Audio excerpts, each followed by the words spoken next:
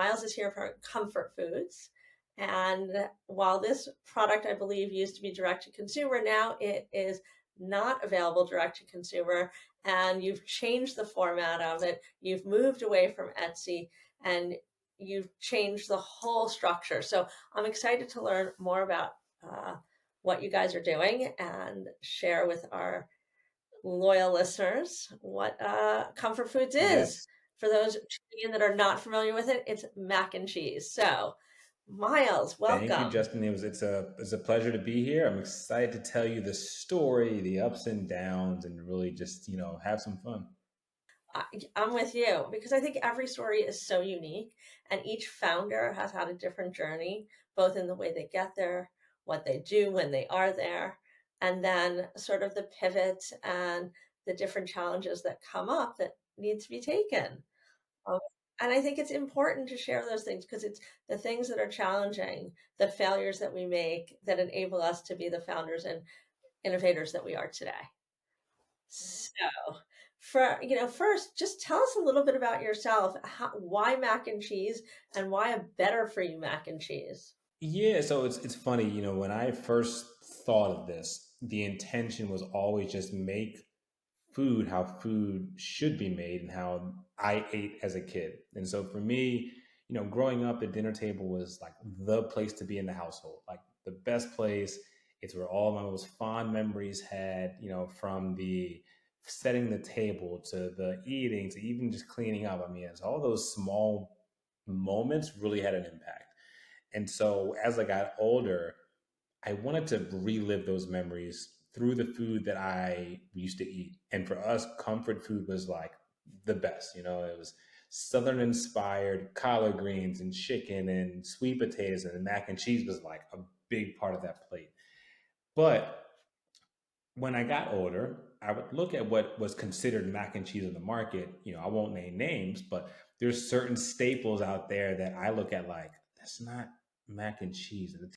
So that leads you to, Yes. So funny enough, when I first launched this company, we started out making barbecue sauce. Even before the mac and cheese, yeah, it was fruit based barbecue sauce. It was, very low in sugar, clean label. The intention was to inspire creativity through the sauces because I would use like these sauce pairings as a way to be very creative with recipe creation. Early 20s, just exploring the kitchen, exploring my own palate, just really having a good time. And the sauces were launched on Etsy, right? And that was all direct to consumer. We were doing farmers markets, winging it. Didn't know what I was doing. I was just shipping out bottles to people.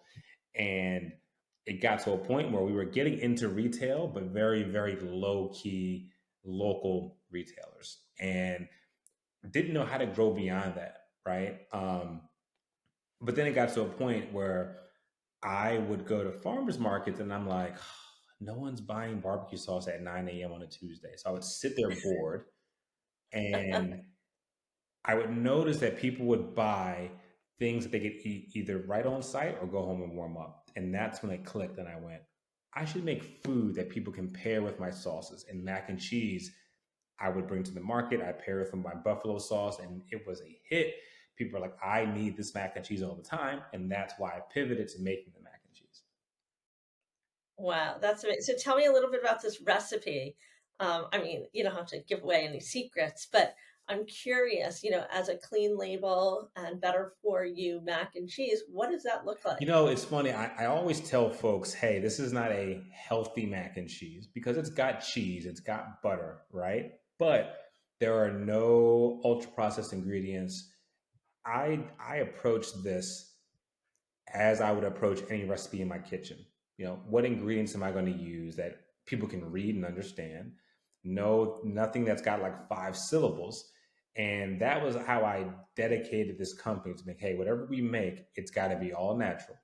You know, the consumer should be able to read the label and go, I know every single thing on here. So they feel confident in the purchase. And because of that, it's actually high in protein, which is crazy, right? Like we didn't go out to this saying, oh, we want to make a high protein mac and cheese. No, we just said we want to make a mac and cheese like we make it at home. As a result, 24 grams of protein in a serving. Right, that's amazing. Sort of like an aha moment, like, did not even realize that that is something, A, that people could be looking for, right? People want that kind of information so that they can make a better choice. But I think it's interesting that you were talking about that it's not, that it's healthy for you. But I do want to acknowledge that it's better for you than the alternative. And so I think that's important to focus in on. Exactly. And it's really about the quality of the ingredients and recognizable ingredients Exactly. that the body understands. And I think we've fallen victim over the past few years to a lot of food items showcasing all of these features, maybe like this fiber and this, which is great. The problem is underneath all the features there are a bunch of foreign ingredients, and your body doesn't know how to handle those. So, we don't inject anything, we don't fortify anything. It is just It is what it it is is. what it is. Exactly. It is what it is. I like that. So let's go back for a minute because you said you were originally selling on Etsy and you transitioned from Etsy to retail. What was that decision-making process like, and what was the journey like for that, and why? Yeah, so we always had an end goal of getting into retail, but Etsy was at the time the thing I knew how to do, right? And I mean, I spent so much time.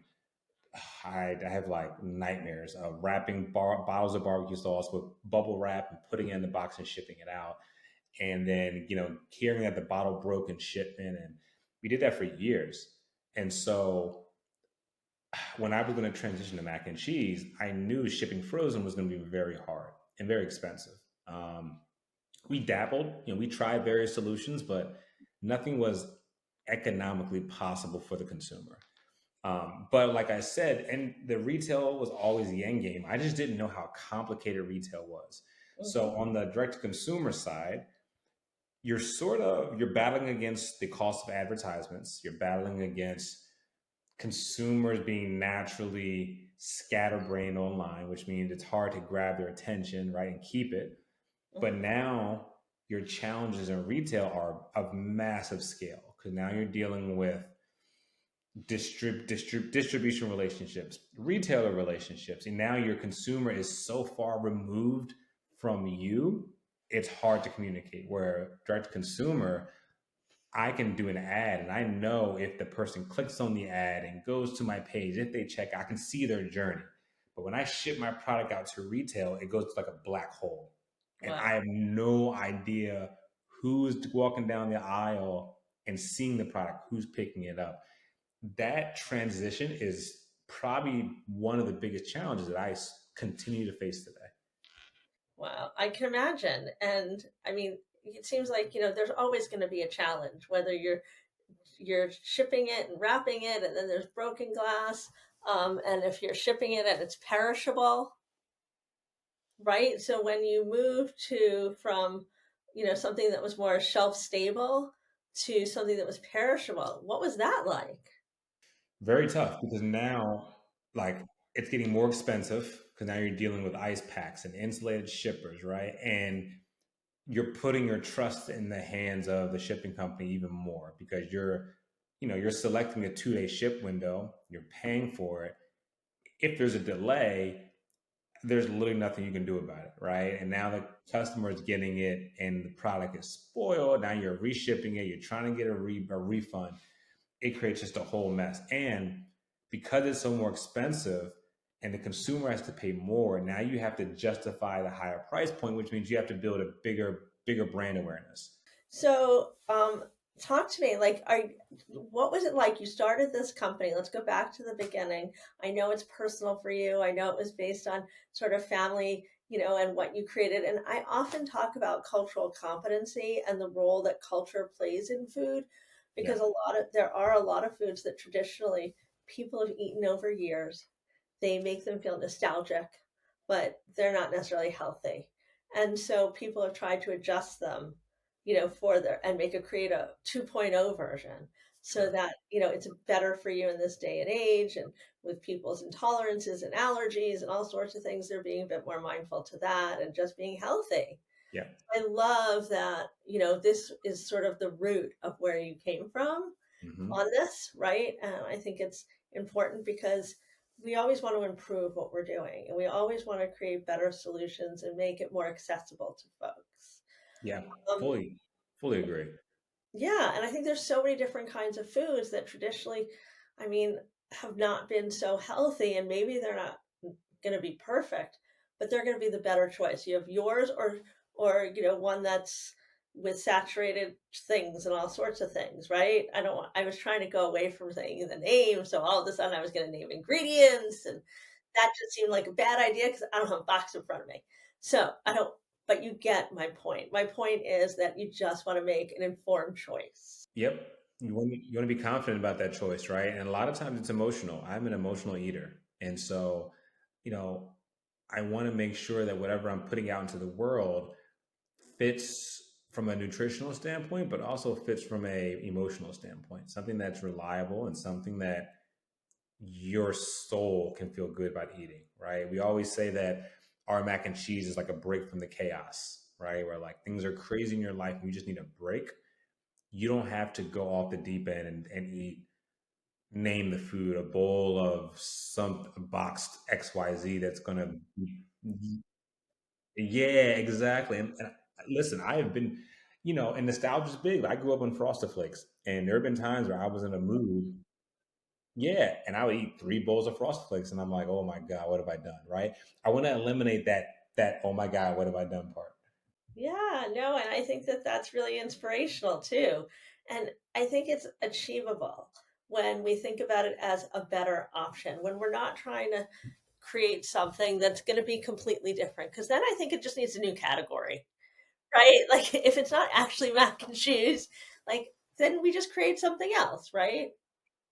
So, but understanding the mac and cheese landscape, it's a bit of a crowded space, right? So I'm wondering why you chose that space versus others. So the one thing about me is that I tend to leap before I look a lot. So when I launched the mac and cheese business or the side of the brand, I didn't really fully consider all the players and where they sit. And you can break them down into 3 categories. You've got your frozen brands like your Stouffer's of the world, your Amy's of the world. They've been around for almost a Right. century at this point. Um, you've got your shelf stable categories. You've got your Kraft mac and cheese. You've got newcomers like Goodles who really shook things up. Shout out to them. Yeah. Um, and then you've got the nameless brands that you can get like in the refrigerator section at your grocery store. Hmm. Funny thing is that those are 3 different shoppers. Right. And before I even got in the space, I just decided I want to go frozen because I want the convenience, right? And I knew I couldn't get the convenience I needed from refrigerated because I also know that that thing's been sitting there for a week and it's probably the quality is degrading over time. It's not going to taste how it should.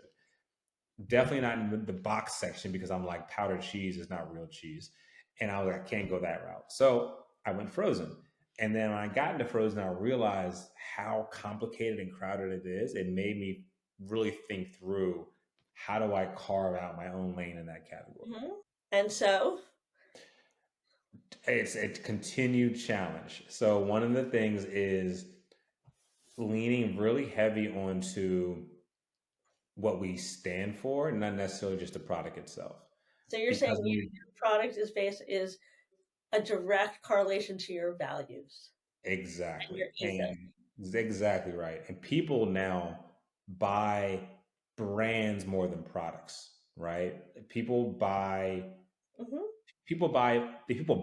products for the brand itself. And so for us, we're like, how do we communicate what we stand for to someone that's in frozen? And the challenge is how do you communicate that to them before they walk down the aisle? We're also trying to adjust what Frozen has been telling us for years. Look at the veggie section, right? Veggies came in and they did a really great job of educating consumers to say flash frozen veggies are really healthy for you. So, and even more healthy than the actual veggie aisle.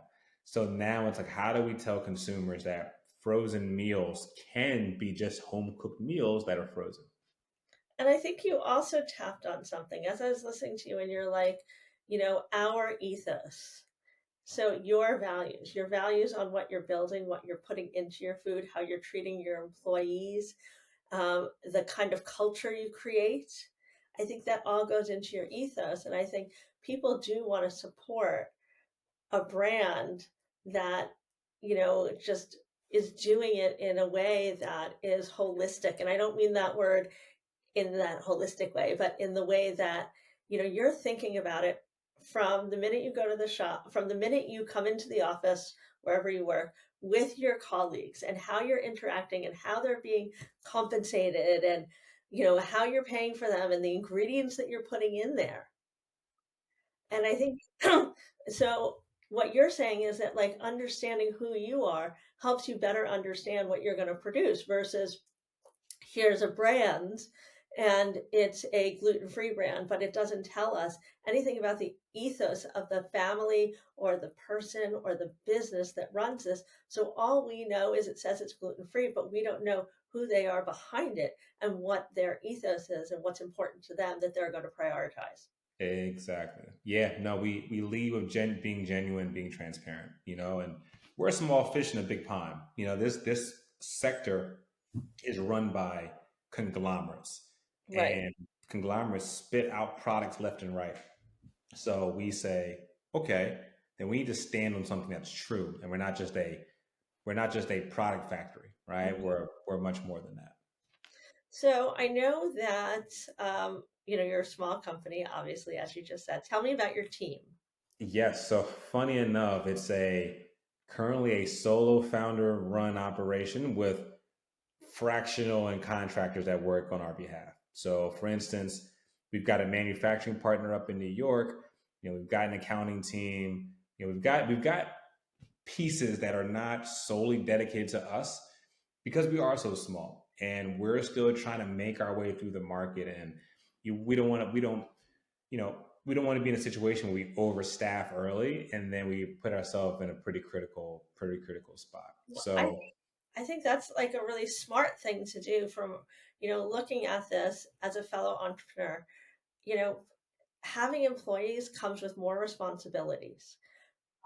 And being able to have contractors, you're able to be a little bit more scrappy and then become strategic about it as you grow. And you can have these people less hours. You can maybe have better people, more, I don't want to say better. I want to say like, more experienced people, or less experienced people, depending on what the need is and the budget. So it allows you to be able to get to the next step in a smart and scrappy way.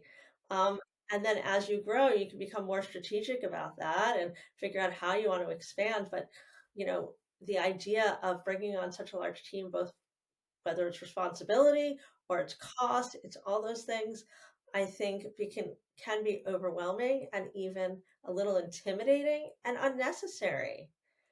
Um, and especially like I didn't even ask, but are you self-funded or did you go raise money? So both. We started out self-funded prior to even knowing what raising money meant, because raising money is a whole full-time gig on its own. Yes. And we were very naive early on, right? The initial plan was we're just going to build this thing. We're going to bring in cash and we'll just use the cash we bring in to sustain operations. So it's Well, build it and they will come. yeah, right. And that's far from the case in this industry. So we ended up raising some money over the past 3.5 years now. We raised about a 1.5 million in funding. Um, and we continue to grow, right? But it's been, because you're dealing with the economic environment, even the political climate, like all these things impact the fundraising cycle. So we're always on. We're always fundraising. Like it never ends, right? Because you're always looking to continue to grow.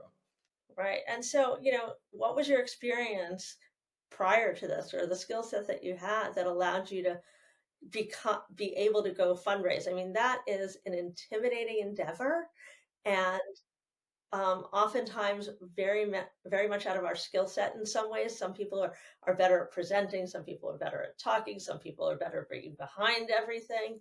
So where were you in this and how did you sort of get yourself ready to be able to go forth and raise money? I mean, I learned once like everything else the hard way. Like so, the first 6 months to a year, all no's, right? And I learned how to build a pitch deck from those no's and how to present better. I will say though, so I'm an engineer by trade, and I struggled in college all 4 years in engineering school, and that taught me resilience. So once I graduated, I had this like strong backbone of how to handle bad news, right? So when I began fundraising, the common thing is you'll get 99 no's and one yes. Right. So the resilience helped me continue pushing, improving the deck. And sometimes it's not you, it's a no, it's just the timing's a no, but it's still a no. So with that practice also became understanding what investors are looking for, what you need to emphasize, and like it just took time. But eventually I began to feel like I'm an expert at pitching. And but it wasn't overnight, right? And even when I had a perfect pitch deck and the perfect pitch, would still get a no, right? And so you have to learn that the no's are gonna come, but all you need is one good yes. It's true. I think so. But I'm thinking about, and no, it's not a but, it's an and. With all of that frustration or challenge or experience and learning that you do in that, to our listeners and our viewers that are tuning in to hear this, from you, somebody that's gone through this and had some no's and some yeah and a yes, and just gone through the whole experience. Can you give them 3 tips so maybe they won't hit some of the challenges that you hit, or things to lean into? Yes. So my number one tip, it's sort of it's a tip and it's a question mark as well, which is you need to so in this industry you have to understand in the beginning no one's going to care about your product. Like I know Hmm. that sounds harsh, but in the grand scheme of things no one's going to care. Right. So you have to determine what is it about this brand or whatever the case might be that someone's going to fall in love with it and they're going to need it. Right. All the big food brands have developed a need where the consumer is putting you on their shopping list every week, for whatever reason. So you can't lean on taste because taste is subjective. It's got to be something bigger than that. So thinking about branding, it's critical early on. Figure that out early. Number two is discover your why. Right. Because the industry is so tough, really think through why you're doing this in the first place, because that's what's going to keep you going when you get the rejection, when you get the bad news and things like that. And then the third one, which is something I'm still working on, is find time for mental space. Oh my Um, God, definitely. so Boundaries. hard, so hard, Boundaries. so hard. I still struggle with that, but I know when I do focus on it, I feel like I'm more mentally clear as opposed to go go go go go, and then you burn out by Wednesday. So that whatever it is you can do, carve out some time just for mental space. So I think those are great tips. So the other thing I was curious about, so when you started this and you started looking for money, did you look for any loans or grants or anything like that? And wait, I just because I was going to specify, and what was that journey like? And what would you recommend to people for them to think about if they're going after any grants or loans? So crowdfunding is good because it actually helps you with brand awareness because you're putting your brand out there. Hmm. You actually learn about your own brand through crowdfunding because you're forced to like put it on display. Hmm. But crowdfunding, like everything else, takes a lot of marketing or a great network, and if you are starting a campaign, it's important to know who in your immediate network can be an early contributor. Hmm. We've done two smaller campaigns. I mean, we hit a goal, but it wasn't what we wanted. Hmm. And we also launched a third one. It didn't go well because we didn't have a strong network at the time to bring in some significant capital through this kind of campaign. That's an option. It's for smaller dollars for a lot of food brands, but it is an option. Business loans are really tough if you're not profitable. Banks will typically, if you're not profitable, they're going to say, and this, at least in food, they're going to say no, no, want no parts of it. Um, Grants, listen, right now, if you're a woman-owned brand, especially a woman of color, there is grant money out there for you, and I suggest going after it hard because a lot of it gets unused. Hmm. So you just need to either become really good at grant writing or hire someone to help you grant write because that's a whole nother game. And then angel investors are probably your best bet early on because angel investors are going to invest more emotionally and they're going to invest in the company, but they're going to invest in you as a person too. If you've got a great idea but they see you as the founder to build that, or they're going to believe in you, then you'll be able to invest money that way. So those are all the early stage options. Of course, you can self fund as much as you can, which we did, but that's kind of what's at your disposal early on. Wow, I think those are great recommendations. And I think, I mean, as a woman, I've also, looked into some of those things just for informational purposes at times to better understand the landscape of that. And whether it's that you are from one of the minorities, whether you're LGBTQ, whether you're um, Black owned, whether you're female founded, whether I mean, there's so many different, you could be a veteran. I mean, there's a lot of different things that I think people need to explore and not overlook. And, things that we don't even think about, right? It could be sort of a void in the space that all of a sudden they're looking to fund because they need research on it or they need information. So I think people need to dig deep. Yeah, I agree. It's a lot of research. Don't get me wrong, right? There's a lot of information out there, and so I dedicate a few hours per week to just finding opportunities. So tell me, as you're, sort of evolving here, and now you're, no longer doing the direct to consumer. And, tell us a little bit about where you are today and where you hope to be in the next few years. So yeah, so right now we're in over 500 retail locations across the country. Whole Foods is our biggest customer right now. We want to continue to grow that for sure. We also want to place our product in other places of consumption. So that would be your hospitals, your school system, your airports, your hotels. We want to really expand clean label food outside of retail. And quite frankly, I've got the DTC bug. Like I still want to figure out how to do direct consumer with the frozen product. Part of it comes later when we have a better brand awareness and people are looking for us online. But part of it's like, how can we turn that into more of an experience where someone's not just getting a 5-pack mac and cheese? Like, what else can we build into that where they're excited about the delivery? Maybe it's like it's a wine pairing or a dessert pairing or something like that. So that's constantly in the back of my mind and something that we want to do in the near future. And can we expect to see some other products and SKUs? Yes. So the next one that's going to come out, which we're still really early on with, is shrimp and grits. So Oh, I love shrimp and grits. same, yeah, that one's a bit more complicated because it's grits and grits are a little more finicky, right? But if you can do this right, I think it'll be a hit. I'm a big fan of grits. I grew up going to camp in North Carolina. Um, So we had a lot of grits there. I love them. If folks want to learn more about you, what's the best way? so I'm super active on LinkedIn, full name Myles Powell, but also we're fully active on Instagram and TikTok at Miles Comfort Foods. Awesome. Myles, thank you so much. And I want to thank our listeners and our viewers today for tuning in.